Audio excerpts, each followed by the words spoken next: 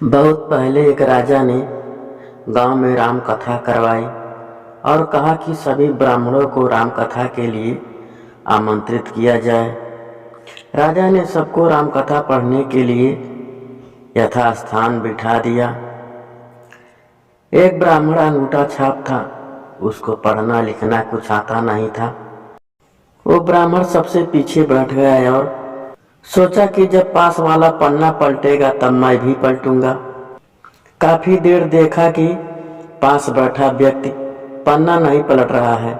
उतने में राजा श्रद्धा पूर्वक सबको नमन करते चक्कर लगाते उस सज्जन के समीप आने लगे तो उसने एक ही रट लगा दी कि अब राजा पूछेगा तो क्या कहूँगा, अब राजा पूछेगा तो क्या कहूँगा। उस सज्जन की ये बात सुनकर पास में बैठा व्यक्ति भी रट लगाने लगा कि तेरी गति सो मेरी गति, तेरी गति सो मेरी गति।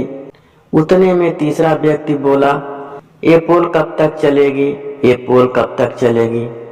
चौथा बोला, जब तक चलता है चलने दे, जब तक चलता है चलने दे। वे चारों अपने सिर नीचे किए इस तरह की रट लगाए बैठे हैं कि जब राजा पूछेगा तो क्या कहूँगा। दूसरा, तेरी गति सो मेरी गति। तीसरा, ये पुल कब तक चलेगी। चौथा, जब तक चलता है चलने दे। जब राजा ने उन चारों के स्वर सुने, राजा ने पूछा कि ये सब क्या गा रहे हो। ऐसे प्रसंग तो रामायण में हमने पहले कभी नहीं सुना। उतने में एक महात्मा उठे और बोले, महाराज ये सब रामायण का ही प्रसंग बता रहे हैं। पहला व्यक्ति है ये बहुत बुद्धिमान है। ये बात सुमंत ने अयोध्या कांड में कही।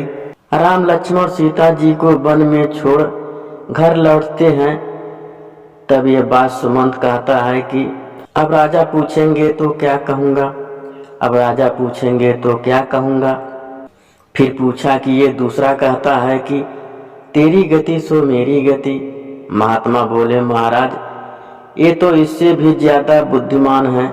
किष्किंधा में जब हनुमान जी राम लक्ष्मण जी को अपने दोनों कंधे पर बिठाकर सुग्रीव के पास गए, तब ये बात राम जी ने कही थी कि सुग्रीव तेरी गति सो मेरी गति।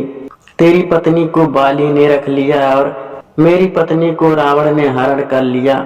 राजा ने आदर से फिर पूछा कि महात्मा जी ये तीसरा बोल रहा है कि ये पोल कब तक चलेगी। ये बात कभी किसी संत ने नहीं कही। बोले, महाराज ये तो और भी ज्ञानी है।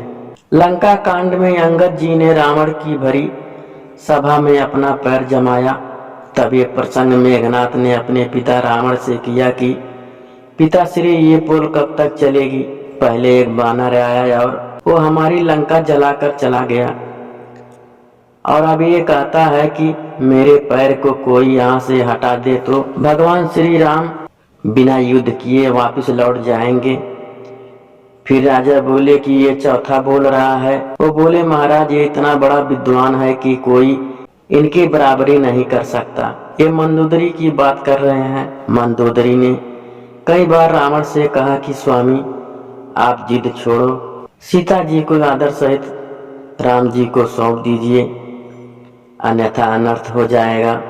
तब ये बात रावण ने मंदोदरी से कही कि जब तक चलता है चलने दे।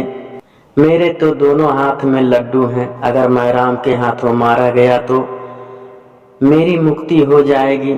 इस अधम शरीर से भजन वजन तो कुछ होता नहीं और मैं युद्ध जीत गया तो त्रिलोकी में भी मेरी जय जयकार हो जाएगी। राजा इन सब बातों से चकित रह गए। बोले कि आज हमें ऐसा अद्भुत प्रसंग सुनने को मिला कि आज तक हमने नहीं सुना। राजा इतने प्रसन्न हुए कि उस महात्मा से बोले कि आप कहें और दान देने को राजी हूँ। उस महात्मा ने उन अनपढ़ अंगूठा छाप ब्राह्मण को अनेकों दान दक्षिणा दिलवा दी। इन सब बातों का एक ही सार है कि कोई अज्ञानी, कोई नास्तिक, कोई कैसा भी क्यों ना हो, रामायण भगवत जैसा महान ग्रंथों को श्रद्धा पूर्वक छूने मात्र से ही सब संकटों से मुक्त हो जाते हैं और भगवान का सच्चा प्रेमी हो जाए, उनकी तो बात ही क्या है। मत पूछिए कि ये कितनी धनी हो जाते हैं।